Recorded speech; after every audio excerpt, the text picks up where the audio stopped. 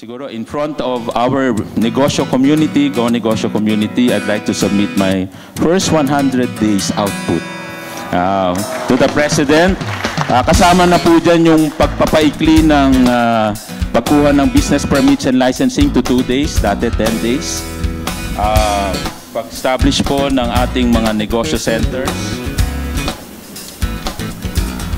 Just for the period ng pumasok si Presidente, 84 negosyo centers. Ang target ay 70. At ang clients na na-serve ay 116,782. Ang dami na po nun. Ang shared service facility, mga equipment po, 61 na ang na-establish mula July hanggang October. At ang beneficiary, 671. At ang DTI na-conduct din ng mga SME Roving Academy, 890 around the country. At ang mga naka-attend, 30,528.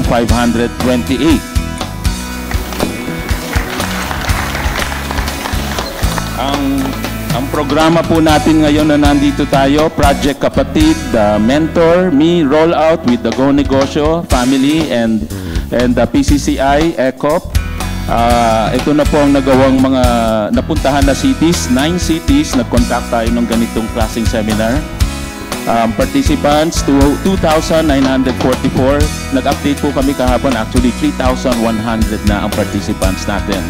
At ang mga mentors na tumulong, kasama na ho ang mga mentors dito, mga negosyante at mga professors, 113 ang nai-involve na mga professors na nagtuturo at nag-e-empower ng mga negosyanteng maliliit. Ang ambisyon po natin, yung maliit, maging small, maging medium, at eventually maging large.